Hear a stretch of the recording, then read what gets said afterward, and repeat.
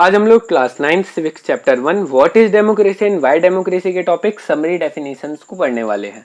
देखो, इससे पहले हमने क्या किया है कि सारे डेमोक्रेसी के जो 4 फीचर्स है उनको हमने अच्छे से कवर अप कर लिया है। अब यहाँ पे हम उनको एक बार रिवाइज करने वाले हैं शॉर्ट में कि हाँ एक्चुअली वो फीचर्स क्या थे, ठीक है, जिससे आपको अच्छे से याद रखे। और याद रखो कि ये जो हमने फीचर्स पढ़े हैं ना, ये एग्जाम पॉइंट ऑफ व्यू से बहुत इंपॉर्टेंट है, ठीक है। इनमें से कहीं ना कहीं से एक ना एक क्वेश्चन आपका आ ही जाता है।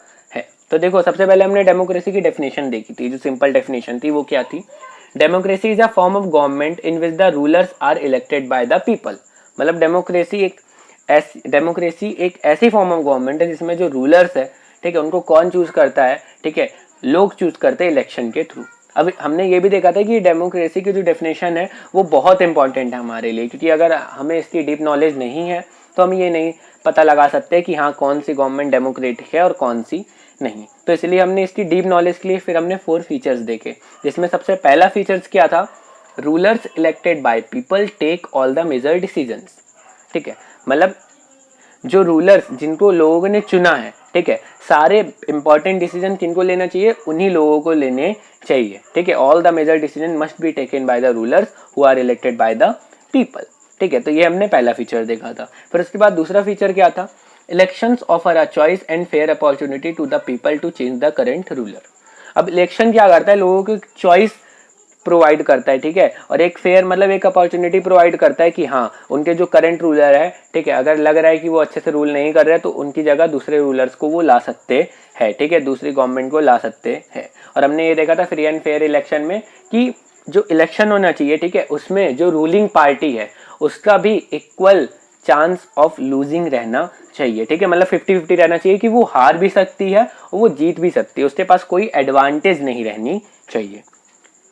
थर्ड हमने देखा था this choice and opportunities available to all the people on equal basis, ठीक है। फिर हमने देखा था 1 vote and 1 right, 1 vote 1 value वाला देखा था, ठीक है, कि हाँ इलेक्शन होने चाहिए। फिर उसके बाद अब इलेक्शन तो हो रहा है हमारे, लेकिन उसमें सारे लोगों को इक्वल वोटिंग राइट रहना चाहिए, सारे एडल्ट सिटीजन को, ठीक है। स्टेटस वगैरह के बेसिस पे ऐसा कुछ नहीं होना चाहिए कि इसकी वोटिंग राइट ज्यादा है, इसकी वोटिंग राइट कम है, ठीक है, जैसे हमने देखा था फिजी एस्टोनी और फिजी कंट्री में, ठीक है।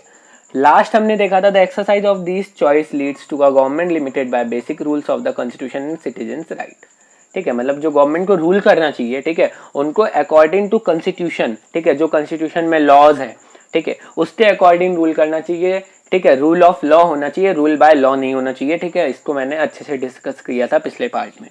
उसके बाद हमने ये देखा था कि सारे सिटीजन्स को उनके राइट्स भी मिलने चाहिए। तो देखो, हमने यहाँ पे डेमोक्रेसी समझ ली कि डेमोक्रेसी क्या है और उसको एक डीप नॉलेज समझ ली है।